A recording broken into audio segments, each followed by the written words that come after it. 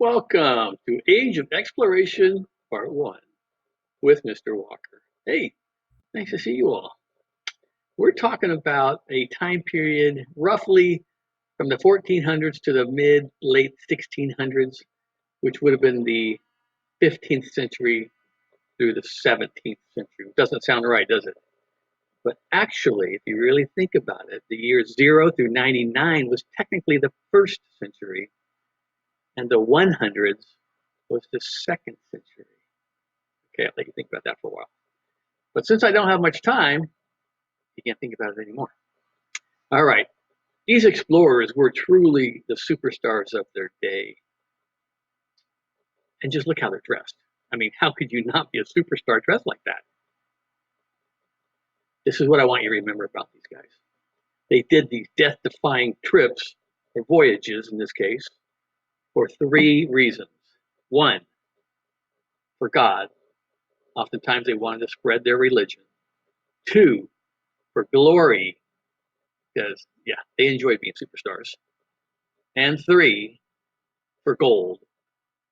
Now, technically it was for riches, but I didn't want to do the two G's and the R. It didn't sound right. So I went with the three G's, and gold is going to signify riches of any kind. All right. The first fellow we're going to talk about, Marco Polo. Marco Polo, right? Now, he's more than just a pool game. He was quite an explorer himself, leaving home at about 17 years of age. He did not return for 25 more years. Can you imagine that? How would your mom like it if you left at 17 and you came back around 42? That wouldn't go over too well.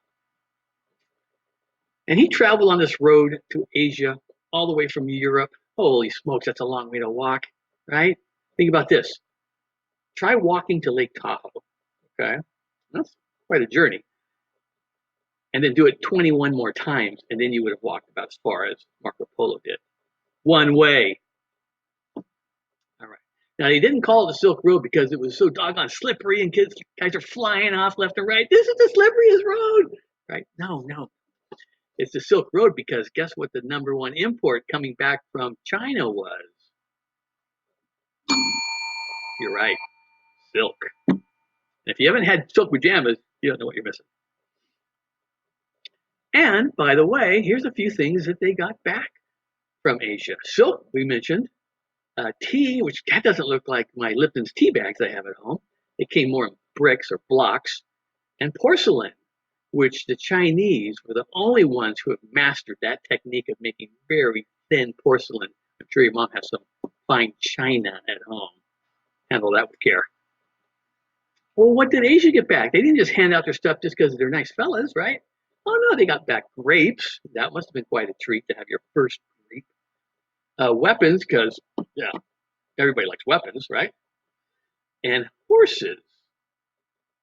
However, I don't think those are the original horses they got. They do not look like they're rideable. Now, the life on the road, the Silk Road, was rough. You had these fellas. Looks like a fun guy, right?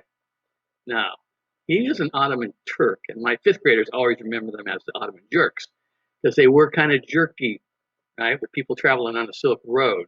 They would not only rob you, but they might rough you up a bit, if you know what I mean. Also, the weather was terrible. There was disease. And remember how long the walk was, right? It ended, this Silk Road, in about 1453. And take a wild guess what mode of transportation took off after closing of the Silk Road. Don't say air travel. You're right. Sea travel. Now, summarize what you just learned about Marco Polo and the Silk Road. Missed some of it because I talked so fast? Sure you did. Bonus, you can watch this over and over and over. In fact, I'd appreciate it if you got the family around on Friday night with a big bag of popcorn on the couch, played it, a couple dozen times. That would be great. All right. Thanks for coming. Part 2 is going to be a real doozy.